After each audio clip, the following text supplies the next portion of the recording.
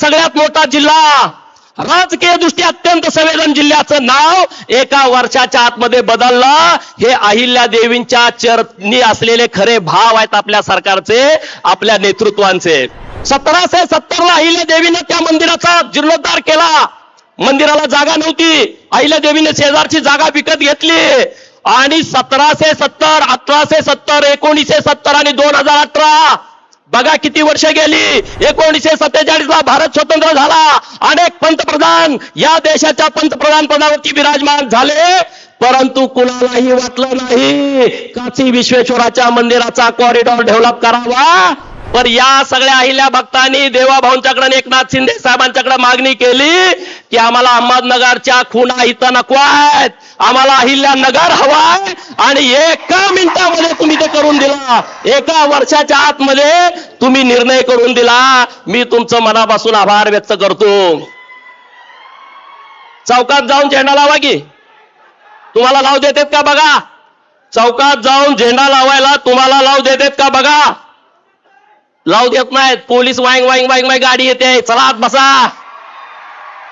ते लोक म्हणते तिथं अहिल्या देवीचा पुतळा लावायचा नाही. अरे महाराष्ट्रातला सगळा क्षेत्रफळाला सगळ्यात मोठा जिल्हा, राजकीय दृष्ट्या अत्यंत संवेदन जिल्ह्याचं नाव एका वर्षाच्या आतमध्ये बदललं. हे अहिल्या देवींच्या चरणी असलेले खरे भाव आहेत आपल्या सरकारचे, आपल्या नेतृत्वांचे. प्रत्येक हिंदूला वाटतं मरेपर्यंत एकदा तरी काशीला जावं, काशीच्या विश्वेश्वराचं दर्शन घ्यावं. 1770 ला अहिल्या देवीने त्या मंदिराचा जीर्णोद्धार केला. मंदिराला जागा नव्हती, अहिल्या देवीने शेजारची जागा विकत घेतली आणि 1770, 1870, 1970 आणि 2018 बघा किती वर्ष गेली. 1947 ला भारत स्वतंत्र झाला. अनेक पंतप्रधान या देशाच्या पंतप्रधान पदावरती विराजमान झाले, परंतु कुणालाही वाटलं नाही काशी विश्वेश्वराच्या मंदिराचा कॉरिडॉर डेव्हलप करावा.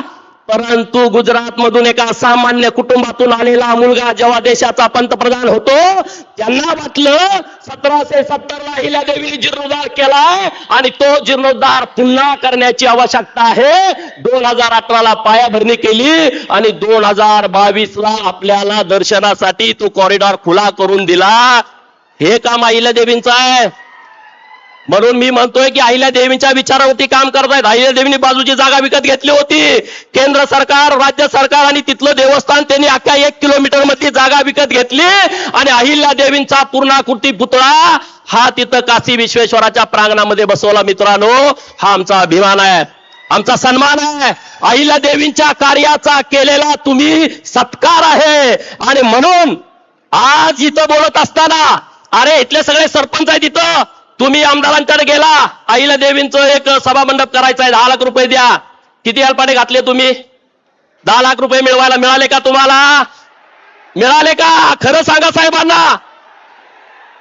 अहो एका दमात तुम्ही 681 कोटी रुपये दिले. 681 कोटी रुपये. इथं शासकीय वैद्यकीय महाविद्यालय, त्याला अहिल्या देवीचं नाव. बारामतीला शासकीय वैद्यकीय महाविद्यालय, त्याला अहिल्या देवीचं नाव. अहिल्या देवीच्या नावानं महाराष्ट्रातली 450 मंदिरं, त्याला अहिल्या देवीच्या नावानं पुनर्जीवनाचं नाव. आणि 2000 कोटी रुपयाचं वाटप, आता 5000 कोटी. सगळ्यांना मला विनंती करायची आहे मित्रांनो, धनगरवाड्यातनं अहिल्या देवीचा कार्यक्रम कधी बाहेर गेला नाही. अण्णासाहेब डांगे जर या चौंडीत आले नसते तर चौंडी महाराष्ट्राला कळाली नसती. ही अतिशय गंभीर बाब आहे. आणि आज धनगरवाड्यातली पोर जयंती साजरी करायची, पावत्या छापून पावत्या गोळा करा, मग कार्यक्रम करा. पहिल्यांदा साहेब असं घडतंय, आम्ही सगळ्या फेसबुकला, व्हॉट्सअपला, ट्विटरला, सगळ्या भाजपच्या पेजवर बघतोय, सगळीकडे अहिल्या देवी, अहिल्या देवी, अहिल्या देवी, अहिल्या देवी. नुसतं महाराष्ट्रात नाही, नुसतं मध्य भारतात नाही, काश्मीर पासून कन्याकुमारी पर्यंत, बंगालच्या उपसागरापासून अरबी समुद्रापर्यंत, अशा विशाल भारतामध्ये नरेंद्र मोदी साहेबांच्या नेतृत्वात आणि चांद्यापासून बांद्यापर्यंत अशा विशाल महाराष्ट्रामध्ये देवाभाऊंच्या नेतृत्वात अरे 10 दिवस जयंतीचा कार्यक्रम सुरू आहे. साहेब, आम्ही सर्वजण ऋणी आहोत. अहिल्या देवींना 300 वर्षानंतर न्याय मिळाला. 300 वर्षानंतर सगळे उभारून टाळे वाजवून माननीय नरेंद्र मोदी साहेब, माननीय देवाभाऊ एकनाथ शिंदे साहेब, सगळे उभा राहून जोरदार टाळ्या वाजवा. सगळे जोरात टाळ्या वाजवा, जोरात जोरात आवाज आला पाहिजे, जोरात. अरे असं होणं शक्य नाही आहे. राष्ट्रीय स्वयंसेवक संघ आणि भाजपानं जे काम केलंय ते गेल्या 300 वर्षात कुणी केलं नाही मित्रांनो. सोशल मीडियाच्या भाऊ गर्दीत विश्वासार्हतेने चकाकणारे नाव म्हणजे लेट्सअप मराठी. सगळ्यांना, सगळ्या नागरिकांना ती स्पीच, ती लेट्सअप वरील मुलाखती म्हणजे विचारांचा खजिना. त्यानंतरच्या निवडणुकीमध्ये मला सोडून गेले. बातम्या केवळ वस्तुस्थिती सांगणाऱ्या, न प्रोपगंडा, फक्त जनतेचा अजेंडा. क्योंकि आने वाला कल जाने वाला है, जाने वाला कल आने वाला है. राजकारण, मनोरंजन असो की क्रीडा क्षेत्र, महाराष्ट्राची स्पंदने संवेदनशीलतेने टिपणारे माध्यम म्हणजे लेट्सअप मराठी. जगासोबत एक पाऊल पुढे राहण्यासाठी लेट्सअपचे ॲप, सोशल मीडिया आणि वेबसाईट सोबत कनेक्टेड रहा.